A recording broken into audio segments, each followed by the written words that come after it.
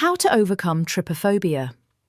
Many people might think that trypophobia is just something trivial or a psychological luxury, but for those who suffer from it, it can be a very distressing experience, causing fear, anxiety, or even intense disgust. Imagine looking at a simple image like a lotus seed pod or a sea sponge and suddenly feeling dizzy, nauseated, or extremely tense. This is why it's important to know how to deal with this phobia and overcome it. First, understand the phobia itself.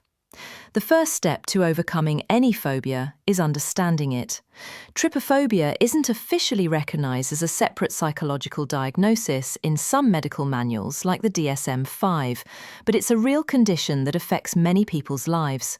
The exact cause is unknown, but there are two main theories.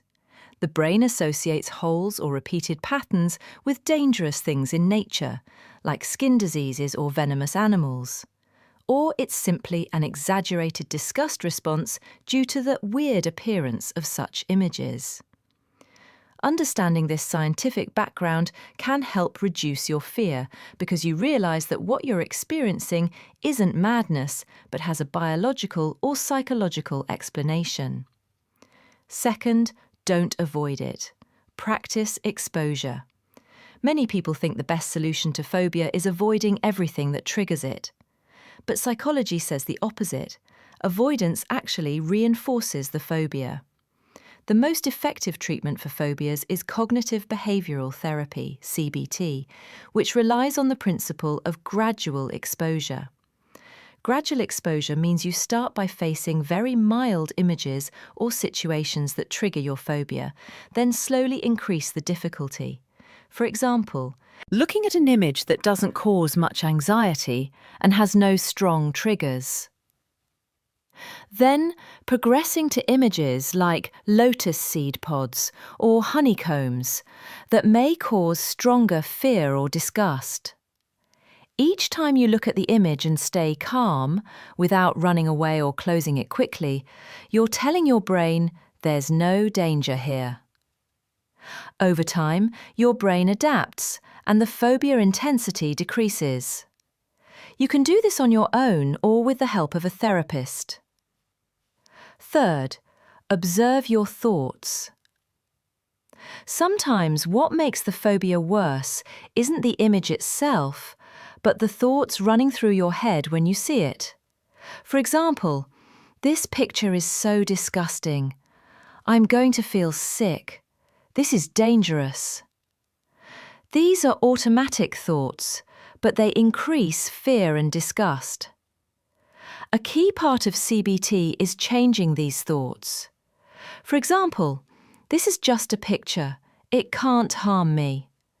This is an uncomfortable feeling, but it will pass in a few minutes. Many people feel the same way I do. I'm not alone. With practice, you'll notice you're reacting to images or situations more calmly. Fourth, use relaxation techniques.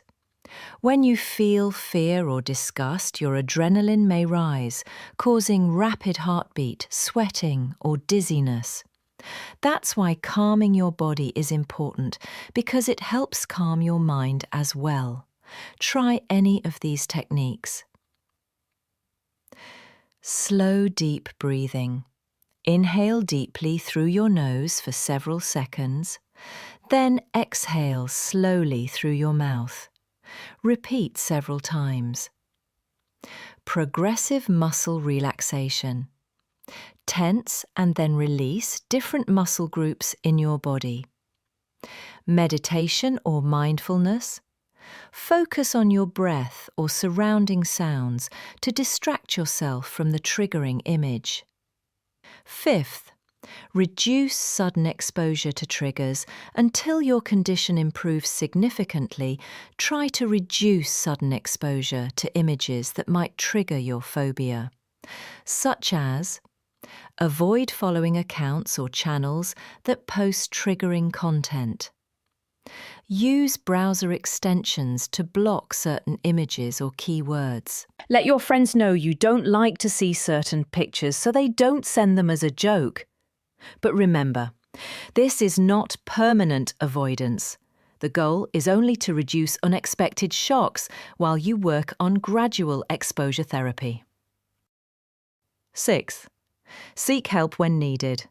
If your trypophobia is causing you severe anxiety, difficulty at work or school, avoidance of many situations or places, strong physical symptoms like fainting or panic attacks, don't hesitate to seek help from a psychologist or psychiatrist.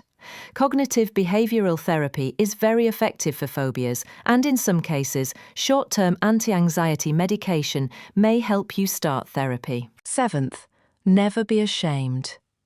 Some people feel embarrassed to talk about trypophobia, fearing they'll seem strange. But remember, millions of people around the world experience phobias. It's not a sign of weakness or insanity. It's a brain response that can be treated, or at least managed. The more you talk about your problem, the more you relieve yourself and feel that you're not alone. Conclusion. Trypophobia can be very distressing, but it's not the end of the world. There are many ways to overcome it. The most important thing is to be kind to yourself and not blame yourself for feelings you can't control. With time, patience, and practice, you'll discover that the images that used to terrify you might not bother you as much. Always remember, you are stronger than your fears. If you'd like to explore more practical steps, tips, and exercises to overcome trypophobia, check out my new book, where I share in-depth techniques and real-life stories to help you reclaim your peace of mind. Find the link in the video description.